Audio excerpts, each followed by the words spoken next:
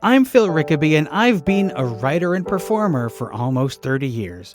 But I've realized that I don't really know as much as I should about the theatre scene outside of my particular Toronto bubble. Now, I'm on a quest to learn as much as I can about the theatre scene across Canada. So join me as I talk with mainstream theatre creators you may have heard of and indie artists you really should know, as we find out just what it takes to be Stageworthy.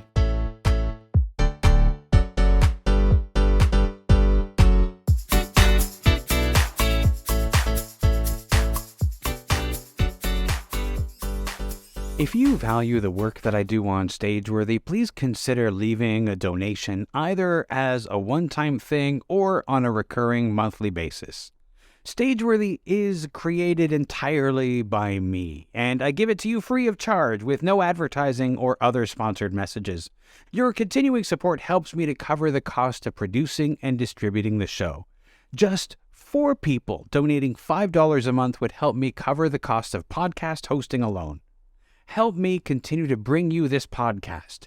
You can find a link to donate in the show notes, which you can find in your podcast app or at the website at stageworthy.ca. Now, on to the show.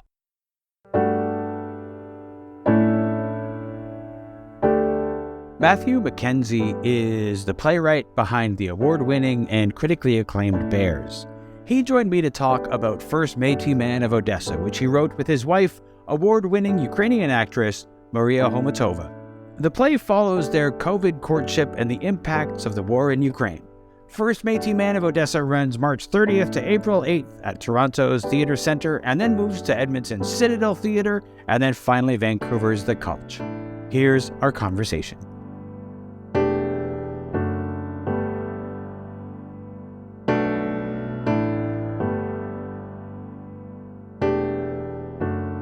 So, Matthew, thanks for joining me. Would you give me your pitch for, or tell me about the First Métis Man of Odesa? First Métis Man of Odesa is a show that I've co-written with my wife, Maria Homatova, and we also perform in the piece. And it's a true story about our meeting, our falling in love, and then our learning that we were pregnant with Masha in Ukraine and me in Canada. Then I had to sneak into Ukraine where we were married, and then we came to Canada where we had our son. And then following that, we were just about to return to Ukraine to introduce our son to his grandparents, and Russia invaded Ukraine. So it's a love story, but it talks about COVID, but also the personal effects that the war in Ukraine have had on so many and on us as a couple. Yeah. It's a long pitch. No, that's a good pitch. One of the things that the arts bring people together in so many fascinating ways. How is it that you and Maria encountered each other? Well, I was working with Alberta playwright Liana McCoop, who is an awesome playwright, colleague of mine, and she also is the director of our show. And we were in Ukraine workshopping a piece of hers called Vanichka, and Masha was hired as a Ukrainian actor who could also speak English.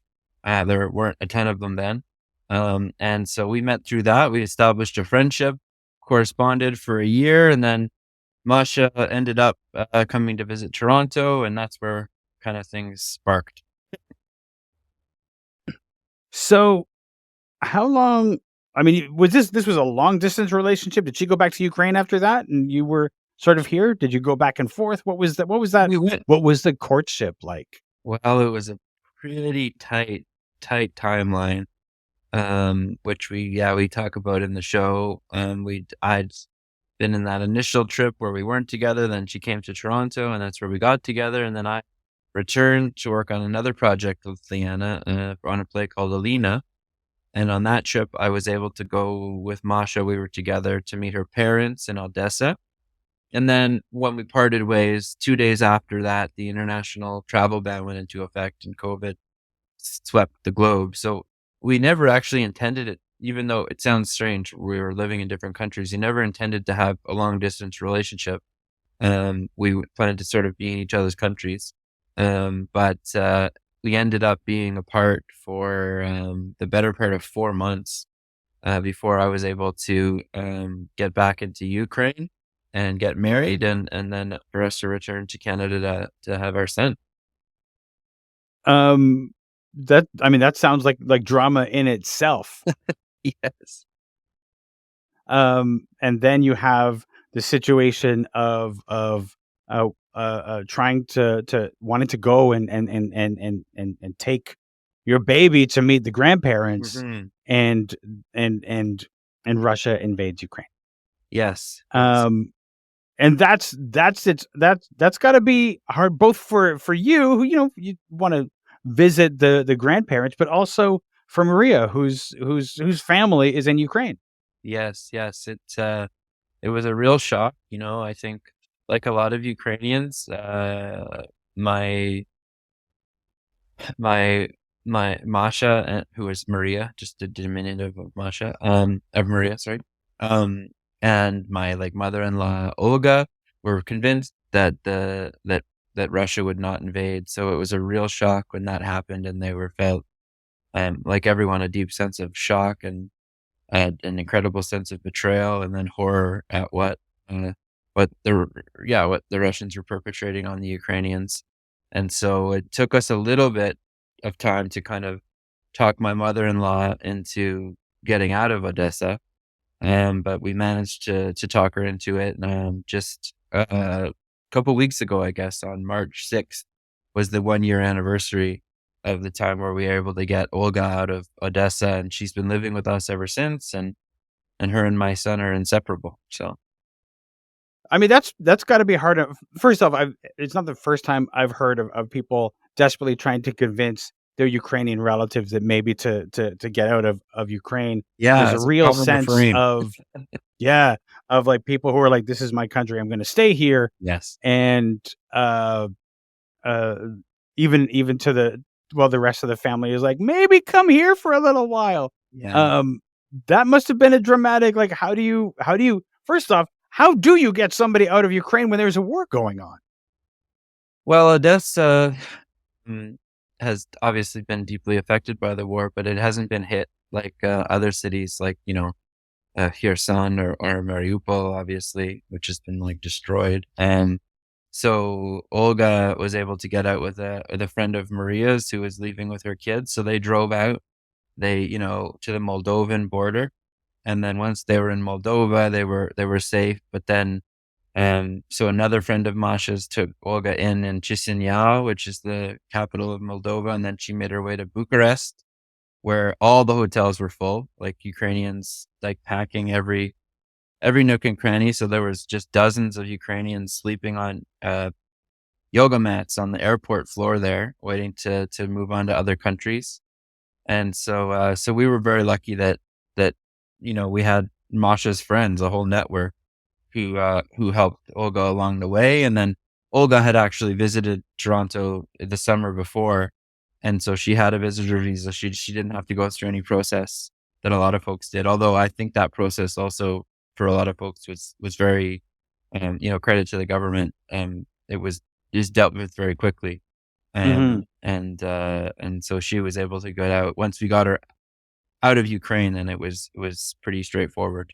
Now this whole thing is, it's a dramatic story, just in itself. But at what point did you and Masha think this could make a play? Well, we'd actually, with lots of input from Masha, I wrote a radio play, or audio play for Factory Theater that Nina Liakino directed. And that was pre-invasion. So that was sort of our COVID romance and getting to Canada and having our son. And that's sort of where the first half of this play ends. And then of course, and the invasion hits, and that's a whole other level. So we were already in the process of dramatizing it, if you will. But this definitely changed the tone of the piece, as you can imagine. And but we still really wanted to keep that that magic that we found as Nina. That it's just sort of this this improbable love story full of a lot of laughs, a lot of stress.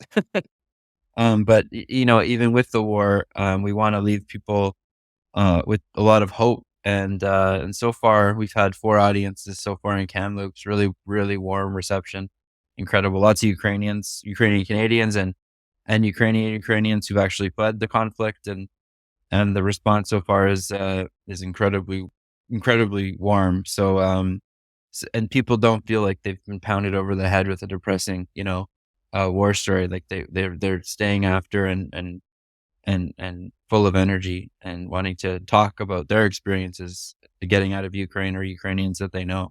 Yeah. In terms of the original before the war, and adding in the war as part of the story, how does the structure change? How does the play change, or is it just like we tell the story and then the war happens? The good how does question. I was worried about that. I was like, do we have a romantic comedy and then it turns into a tragedy? Like that feels like a bit of a setup to the audience.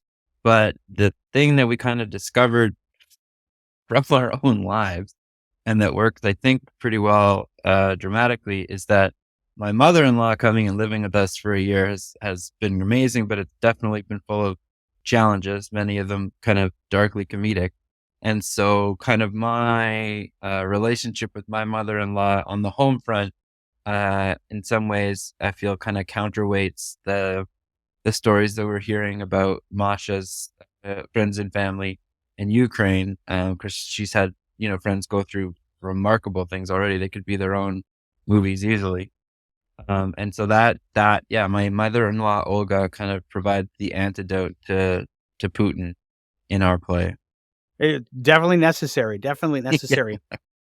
Now, you are a citizen of the Métis Nation of Alberta. Yes. One of the other things that the prairies have is a large population of Ukrainians. Yes. So, as far as like coming at this as both a citizen of the Métis Nation and coming from a place with such a large population of Ukrainians, how does that inform this play? Well, it's really exciting. The first public read we did of this was in a little town called Smoky Lake, about an hour and a half from Edmonton. And I think most of the audience was Ukrainian, Canadian, Indigenous, or Ukrainian Indigenous. We're meeting quite a few people who are Ukrainian and Métis, which is thrilling. Because of course that's my son and also my nephew. He self-defines himself as Ukrainian. But it's very cool. I mean, I knew there were folks out there, but I didn't realize they would all be coming like they are, like here in Kamloops too. And it means an enormous amount. Obviously, we want to show the personal side of what's going on over there and tell our love story to everyone. But to Ukrainian Canadians and Indigenous folks here, it's wonderful to feel that support. And there's a long history of Ukrainians and Indigenous people, especially in the prairie provinces. And so it feels like a story that people can come together on and experience together. And it doesn't feel like it's just about Ukraine or it was really interesting to feel how much people were responding to the names of places because I described in a poem that's in the play, Masha coming during COVID, and following the rivers that my people would have been paddling back in the day, and using the Cree names for these rivers and stuff, and their sponsor people in Smoky Lake and here in Kamloops is just really wonderful. Like they're really, really interested to hear about Ukraine, but they also love to hear about where they're from and their own culture. So absolutely, people like to see themselves reflected in what's on the stage. Oh yeah, generally, yeah. One of the things that I think is especially in the prairies with such a we have Canada has a lot of Ukrainians in it. We're a melting pot. We're a cultural mosaic melting pot from all over the world. But we have large concentrations, especially in the prairies, of Ukrainians, many of whom their journey to the prairies was begun with the Holodomor, Yes. the self-imposed famine Yeah. in Ukraine. So this whole story of the war in Ukraine has got to resonate really heavily with people whose roots go back to Russian aggression, for one Oh, thing. yes. Yeah, I mean, our director, her play Barvina is all about her grandmother fleeing the Soviets and the Nazis and kind of caught between them and them coming and making a life in Canada.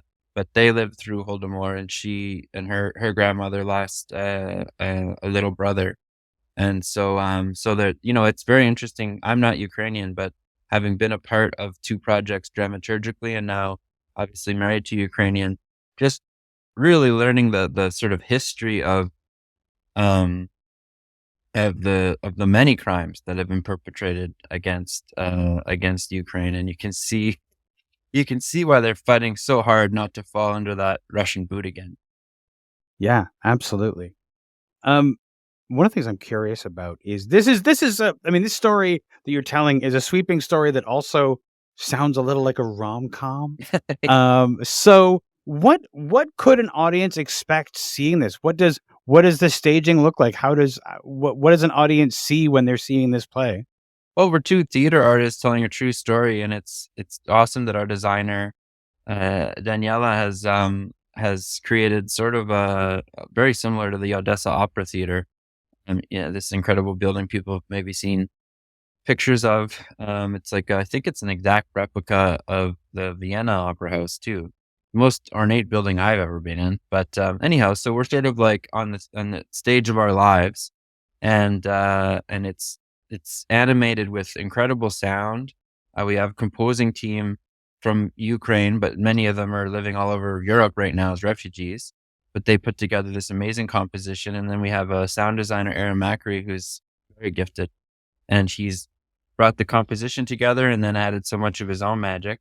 And then we have an amazing projection designer, Amelia, who really helps us sort of jump from country to country, world to world, in and out of our heads.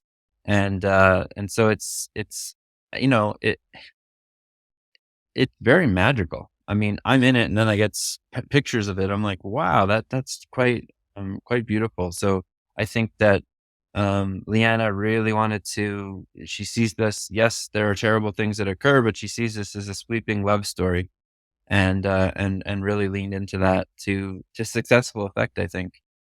And so I think it's a real. It's really visually. It's not just two people sitting in chairs telling their story. It's fairly visually very rich. Now, you wrote this with your wife, with Mm. Maria. Um, as far as sometimes it's hard enough to write something on your own. It's another thing to like write something with somebody. As a writer myself, I'm always curious about the writing process. And so for you and Masha, what's the writing process like to put this thing out on paper? How is it working with your wife on a creative project like this? Yeah, I mean, it's funny in Canada because so many of us wear different hats. But in I know that when I first conversations with Masha, the idea of her writing something or like self-producing something was like abhorrent. She's like, no, I'm an actor. Like that is what I do. And so it took some convincing, and we talk about it in the play because it's not only that she's writing, it's that she comes from a practice where there's not a lot of like contemporary work, contemporary Ukrainian work, and then on top of that, uh, it's very rarely based on a true story. So she sort of, was sort of questioning whether this was art at all, and I'm saying, well, there are examples of many shows in Canada where this has been achieved, and we were really fortunate to go and see my ex-boyfriend yard sale, Haley and Mitchell's piece there at Soul Pepper. And I think that it was pretty late in the game, but that actually finally convinced Masha that what we were working on had the potential to be art.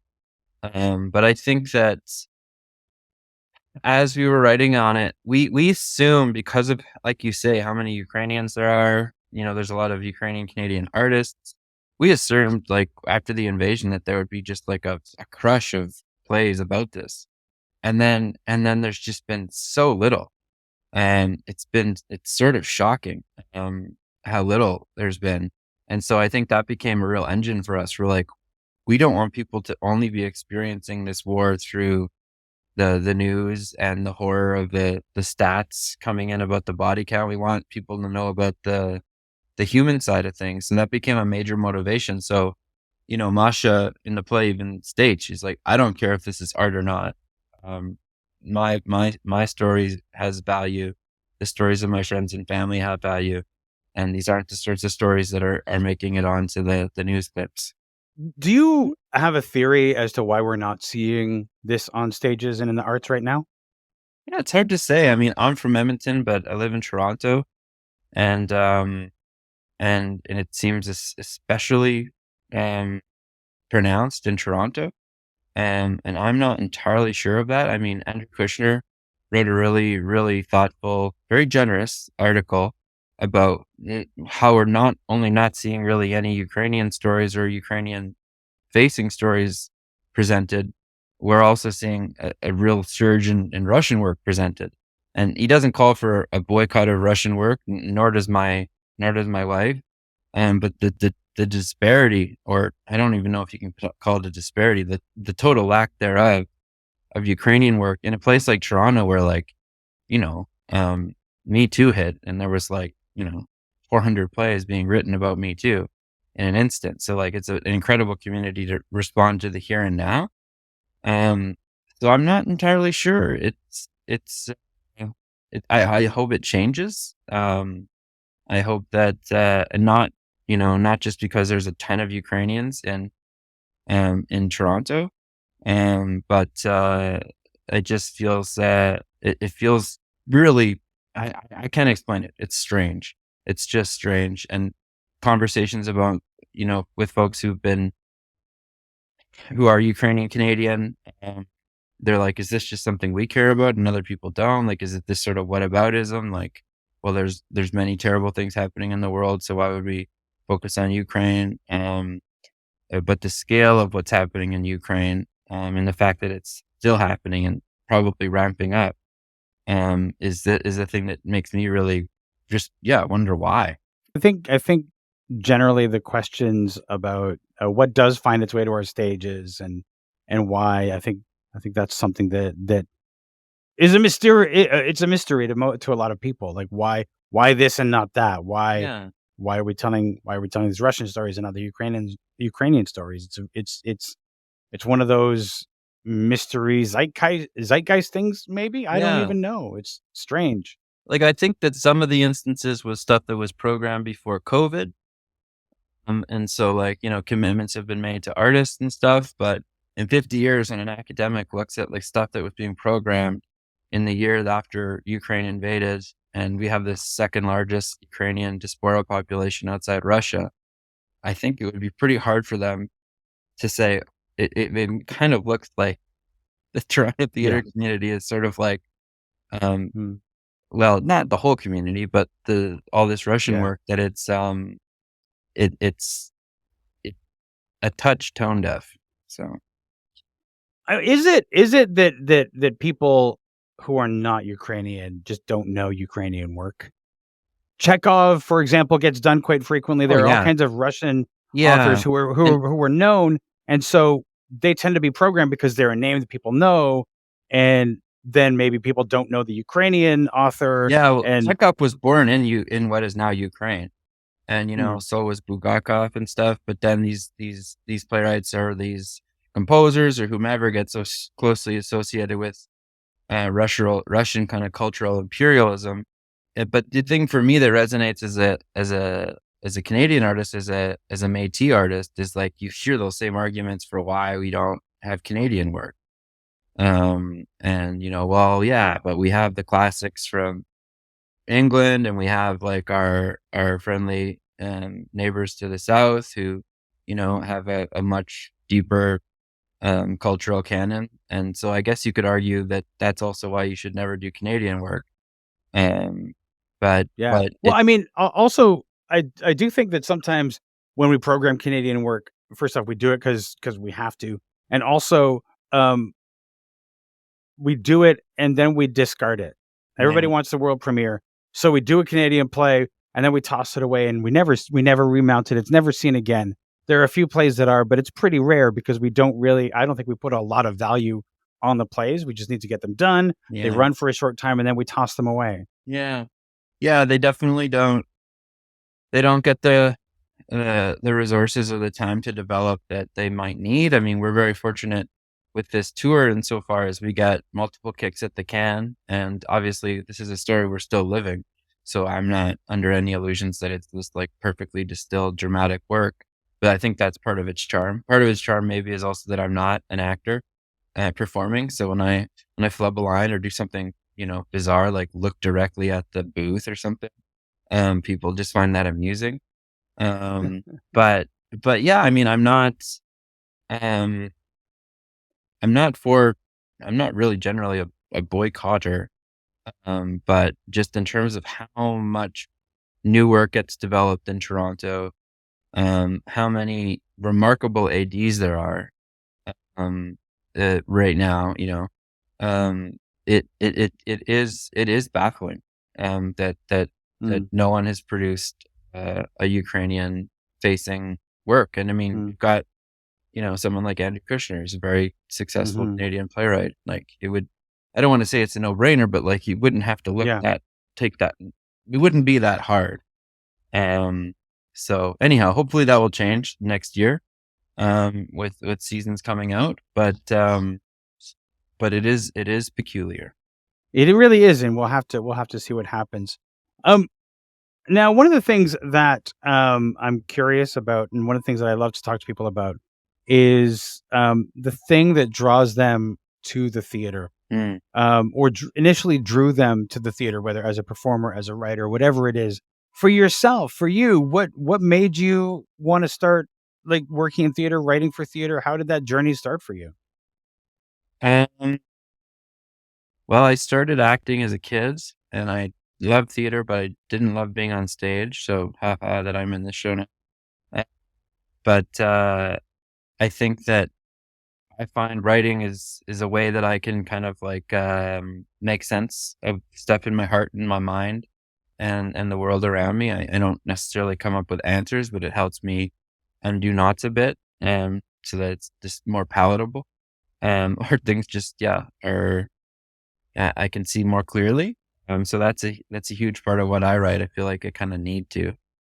Um, and yeah, the power I feel of theater right now, for what we're doing is that I do believe that we can speak, even if it's in an imperfect way, um, to the personal in a way that I don't think media can right now, or it's challenged to right now in a way that a documentary wouldn't do. That this living, breathing people in front of you who have just experienced this and are experiencing this will have an effect on people that other mediums would not. And it's not to take anything away from the other mediums, but it's just it's a special magic of theater. Yeah. You mentioned loving theater, but not being comfortable on the stage. I want to get Mhm. to that in a second. But what was it? What were your early experiences with theater? What was it that made you love it? I was very lucky. I got randomly cast in A Christmas Carol when I was 11. I think I looked really sickly, so they cast me as Tiny Tim. And I was in the show with an amazing actor, Walter Kaza, who is a famous actor and speech therapist in Edmonton, and he was incredible. And he's since passed, but like that was just like, to see that power, to see that magic every day when I was like 11. That kind of hooked me. Um, and then yeah, I was very fortunate to be in shows where I was chorus or, not doing a heck of a lot. So I was always able to watch. So I was often sit backstage and just watch the same thing again and again and again, and to see what people responded to and what they didn't respond to and why they didn't respond to it and why they did. And just just feeling that, just kind of marinating in that magic. And then I guess from the time I was around 16, I was pretty keen on being a playwright. I started a playwriting class of one at my arts high school, and they were lovely that they let me do that. But then coming out of high school, I was told that, you need to be an actor and then fail at that, and then you can be a playwright. And I was like, well, I feel like I already have failed at that, so maybe I'll skip that. And then there was another wonderful person in Edmonton who's since passed just this last year, or not this year, Tom Peacock, who was a contemporary Walter Casa. They were buddies. And he said he forgot giving me this advice, but he said, okay, well, if you're not going to study acting, there's virtually no playwriting programs. So you need to get as far away from theater as you can, and we get some life experience, and then keep writing, but like that will be your thing. So I started up a house painting company, and that lasted a lot longer than I ever thought it would. So but that ended up supporting the playwriting and the art making in a way that I probably couldn't have, with another kind of less flexible job. So yeah, I was kind of playwriting from an early time for me. In Edmonton, there's a lot of playwrights. And it seemed, even though it seemed strange to just want to be a playwright, it seemed a reasonable thing in the Edmonton context. Maybe it does to young Torontonians too, because they can see other people who are that and just that, One of the things that I'm sort of like hearing from your story is you were acting as a kid. Yeah. At what point did you realize that you did not enjoy it? At what point was it like, this is not, I don't want to do this, I would rather do something else? That's a good question. I think when my voice changed, and I had an audition, and I had this like beautiful soprano voice, and I had this audition, and I can remember the auditioners looking at me like I wasn't even human. And that made me I didn't get that part. And then that sort of triggered some insecurities. And then I started to really think like, what do I actually like about this? And I'm like, oh, I like the medium. I like the people. I like that person acting, but I myself, I don't particularly like the scrutiny. And it's funny talking to actors, because it's sort of like, it's unthinkable, that you wouldn't want to go in front of a crowd and seize that crowd. But I think non-theater people can relate to that a little bit more. That's a little terrifying. So yeah, absolutely. Now, as somebody who, just figured out, early in their life that they didn't want to be on stage, they didn't want to be an actor, how hard was it to convince yourself to be an actor in this play? Oh, it's been a process. I definitely tried to talk myself or figure out how to get out of it on a number of occasions. I have a buddy, Sheldon Elter, who's been in a couple shows of mine, and at one point I'm like, hey, what do you think about playing me? And he read the play, and he's like, I really think you should play you, brother. And so it's been, I've been incredibly fortunate to have Masha as an incredibly patient, person to create the play with, but also to be on stage with. She's so supportive. And then our actor, Liana, knows me very well personally, and then has been also incredibly patient. And then our team, like my producer, Shani Satinov, we sort of created a plan that it wasn't just like two seasoned actors getting into the room and bang, putting up a play, that we needed more time. So we had like a 5-week kind of part-time rehearsal period, which allowed me to kind of like stew in it more. And it also allowed us to spend more time with our son. So we were fortunate to be able to develop in that way. If we had done it in 2 weeks, I think I would have had a nervous breakdown. So, that kind of rehearsal period is a bit of a luxury. Something we don't get very often, especially in Canada. We don't do a lot of workshops, and we don't rehearse for long periods of time. So, how did you demand or manage to carve out that space to take the time? Well, I guess I should I can't just be questioning why no one programmed Ukrainian work when a number of companies have programmed our show. Like we have a 6-city tour here this year across the country, and those theaters, knowing enough about our story, having heard the radio play, and knowing enough about me as a playwright, they took a gamble still to program something that was not written, that we were still very much living, and that buy-in allowed us to have guaranteed fees, but then also pursue funding that allowed us to build the plan. And I think that I run Punctuate Theater, and having a playwright run theater makes it so, yes, the the plans are very much catered to the playwrights usually. In terms of having that time, and certainly as you describe it, necessary for you to have that time to be able to become the performer that you need to be for this show. What's what was the learnings that you had about the show when you took that time, when you had that kind of time to marinate, to sit in it, to really live it, experience it? Did you learn anything particular about this show in that time, or was it just like, I'm just trying to become a performer here? I think initially the whole idea of it being a sweeping love story on a producing level, I bought into, like, on a marketing level. But then really being in the show, and the moments that Masha and I have throughout the show, and how we begin it and how we end it, I'm like, oh no, this is definitely a love story. It was just hard to get objectivity when I'm in it, and so that's been the biggest learning that my director Leanna has helped me kind of discover, and then the audiences that we've had have really reinforced. You can just feel them rooting for us in this wonderful way. And so they feel like very much like our dance partners as we make our way through these hoops after flaming hoops. Yeah.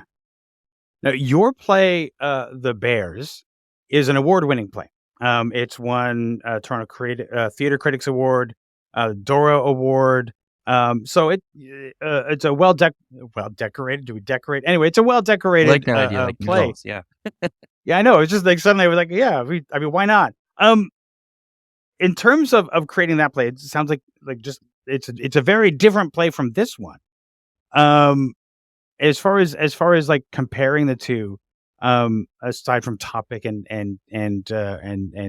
subject matter, how are they different? I mean, obviously they're different stories, but how are they similar? What do they say about you as a writer, these two plays? Well, I'd say the thing that makes them separate from me, is that they both have incredible creative teams, mostly of folks from Edmonton, who I've been so fortunate to work with. So that's the main through line for me. I think on a story level, they definitely function very differently. And I think there's mention of chickadees in both Bears and the first Métis Man of Odesa. It's the only thing that's mentioned in every one of my plays, yes, apparently. And yeah, I think that there's that balance between talking about some really dark stuff, but always, never being too far from a joke, or from something that's hopeful. I don't like going to the theater and walking out totally depressed into the night. I don't think that life can be full of horror and tragedy. But I think that stories that don't have humor, or don't show the light side sometimes, actually aren't very realistic, because I think life is full of humor and weird shit all the time. And so I think that similarity exists. But I do think that the fact that it's our story, and then we're both in it, the vulnerability factor is like through the freaking roof compared to Bears.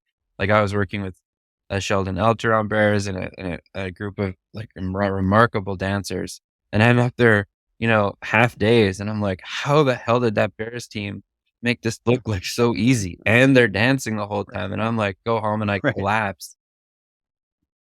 Yeah. Yeah.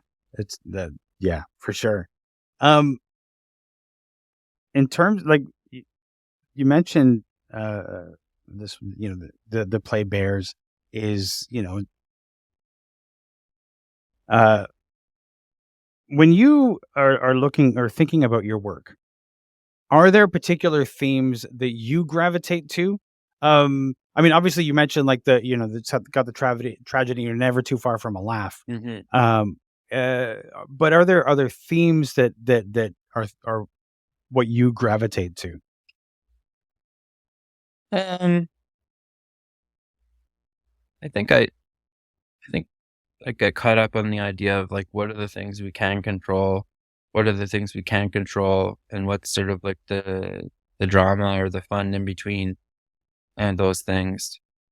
Um, like it's weird because it happened in our real lives, but I like to kind of put characters into sort of these sort of uh, um really tricky quandaries and to see how they navigate things and try to be as authentic as I think I can be in their heads, how they would navigate these circumstances. Like Bears, it's about the Trans Mountain Pipeline on a level, but we didn't want to dam all the oil workers in Alberta because we friends and family with all these people. And so the character is himself an oil worker. And so for me, it's a more complicated and more interesting journey as he works to kind of unpack his role in things, the stuff that he can control and the stuff that he can't control. And I think in First Métis Man of Odesa, there are things that we can control, and then there's things like COVID and the war that we can't. And suddenly we're dealing with those massive sort of almost like video game-esque challenges suddenly thrown into things. And I think that's where for me the real investigation lives and the real fun is, then the challenge. Now Masha's not here. I'm Yeah. thinking about, she's come to Canada during COVID. Hmm. Um, so she came once before COVID, Yeah. and then moved here during COVID. Hmm. But aside from that, and aside from the idea of a documentary play being art, what are and speaking for her, of course, what are some of the culture shocks that she's experienced coming from Ukraine to Canada? Well, I mean, I can speak to the stuff she wrote about in the show, so I'm not totally speaking for her. But you know, we were told that when we arrived, my healthcare would cover her for the birth. That's a big reason why we came to Canada to have the baby. And then we got here, and because of COVID, they didn't. They suddenly told us they didn't know how long it would take to process her application. So we learned that because she was Ukrainian, the birth as soon as my son was born, he would be Canadian, but everything leading up to that would be something we would have to pay for if she didn't get health care. So that really shocked her, shocked me too, but it really made her feel like, as she says in the play, a zero. And I think she had just a couple months after arriving, she won this huge like Odesa Film Festival award, just like the Ukrainian Academy Award. She won, and then here, she's sort of she put out feelers to some ADs and some agents, and it's just like crickets. And I don't think she understood. Probably like unfortunately, a lot of newcomers are faced with is that you have to start completely over, and whatever your status or your expertise from where you're from, it's like, well, you have to kind of prove everything all over again. And it's pretty cool that she can speak about that critically about Canada in the play. But I think other things that she's observed is like with the war, she says, we had to cut this part, but she had this hilarious bit about how Canadians perpetually, like random people will perpetually be giving her these sort of small talk pep talks. Like, oh, it's really terrible what's happening in Ukraine, but everything's going to work out. It's going to be okay. Like, and she's like, why do Canadians say that? And I'd never really thought about it. I'm like, I don't know. Maybe it's like tied to our need to apologize. Like we have to like hope that our interaction with someone will make them feel kind of good, even if it's like Yeah. what we're saying is total nonsense. And so that's been a really amusing observation. Sure. Did you hear about the time when they tried to come up with the equivalent of American is apple pie, but for Canada?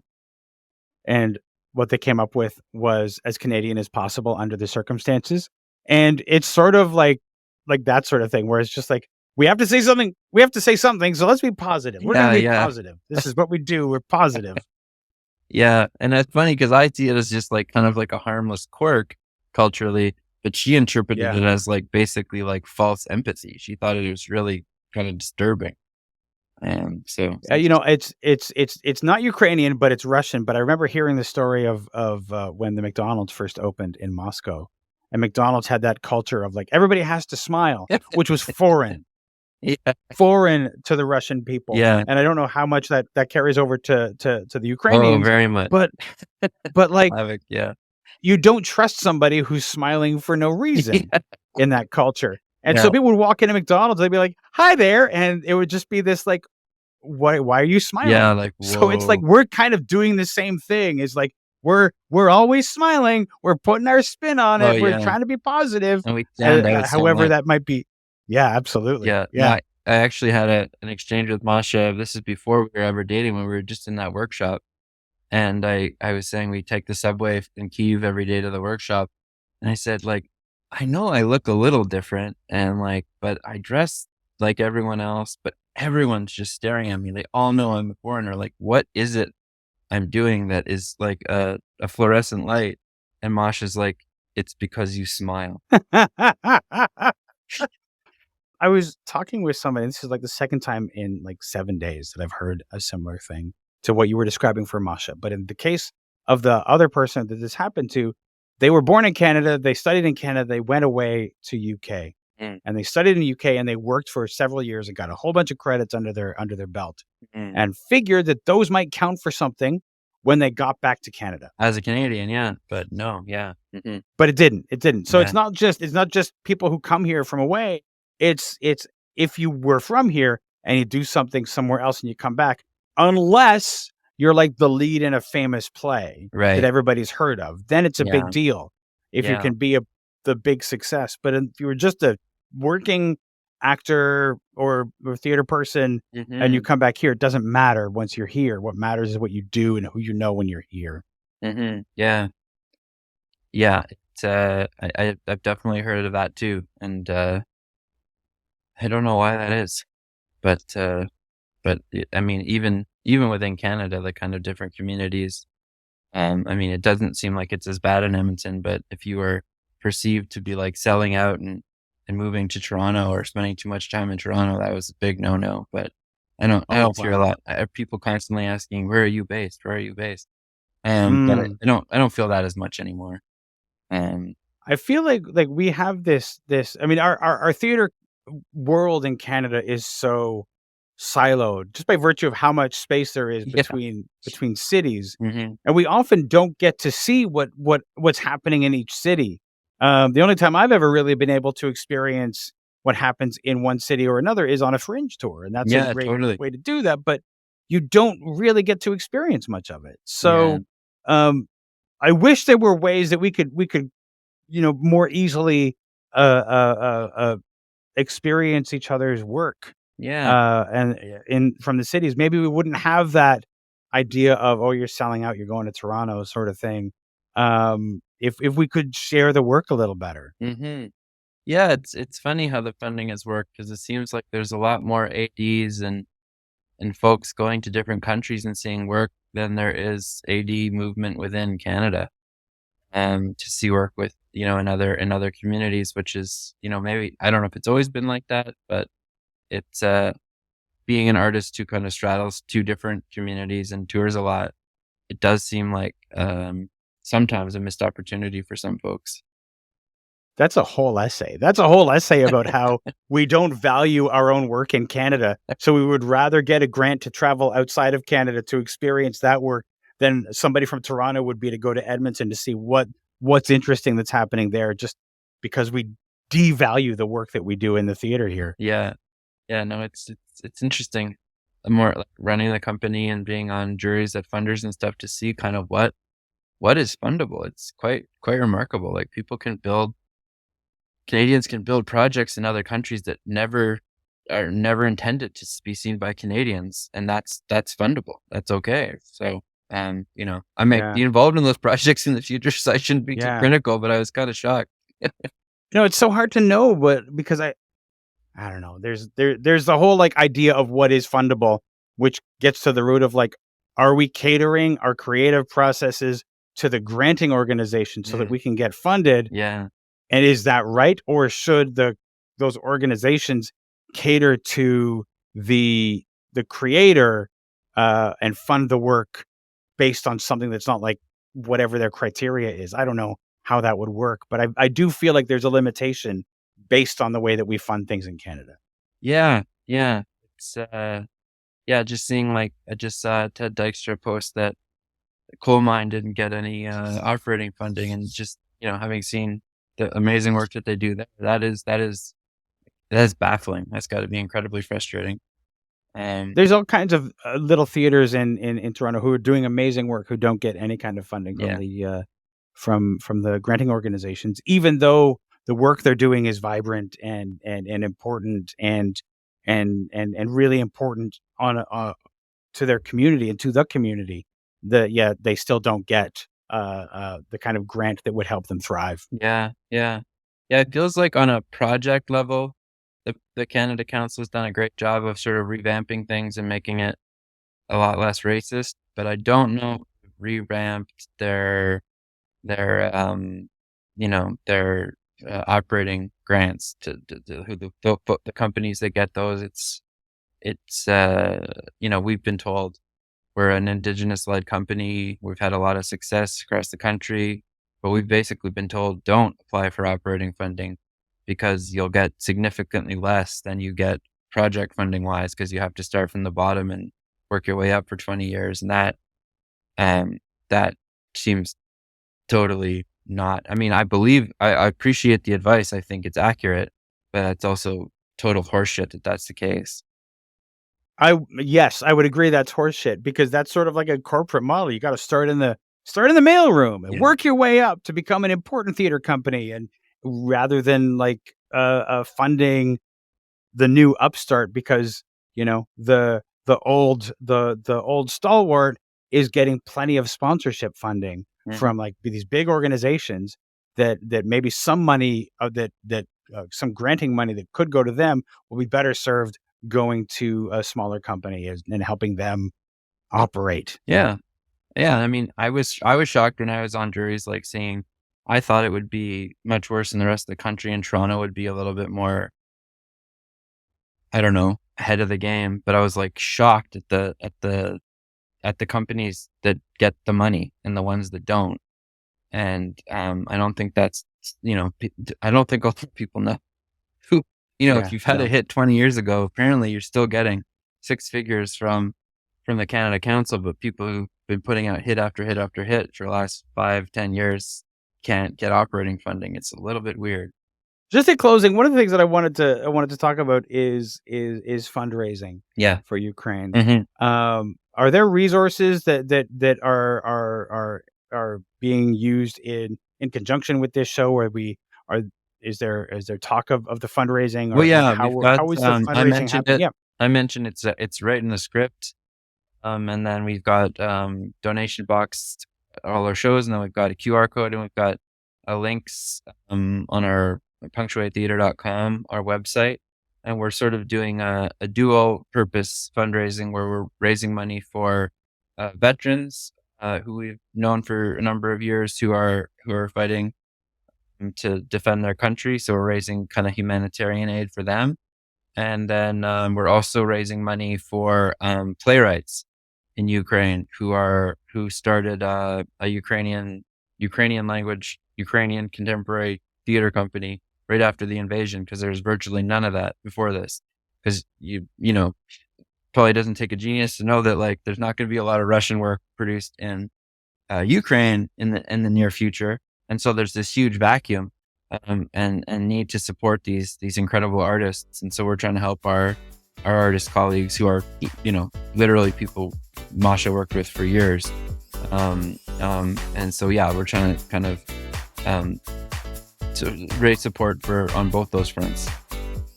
Matthew, thank you so much for joining me. Thanks for giving me your time this evening, and looking forward to seeing the show. Yeah, thanks for the chat. This has been an episode of Stageworthy. Stageworthy is produced, hosted, and edited by Phil Rickaby. That's me. If you enjoyed this podcast and you listen on Apple Podcasts or Spotify, you can leave a 5-star rating. And if you listen on Apple Podcasts, you can also leave a review. Those reviews and ratings help new people find the show. If you want to keep up with what's going on with Stageworthy and my other projects, you can subscribe to my newsletter by going to philrickaby.com/subscribe. And remember, if you want to leave a tip, you'll find a link to the virtual tip jar in the show notes or on the website. You can find Stageworthy on Twitter and Instagram at StageworthyPod, and you can find the website with the complete archive of all episodes at stageworthy.ca. If you want to find me, you can find me on Twitter and Instagram at Phil Rickaby, and as I mentioned, my website is philrickaby.com. See you next week for another episode of Stageworthy.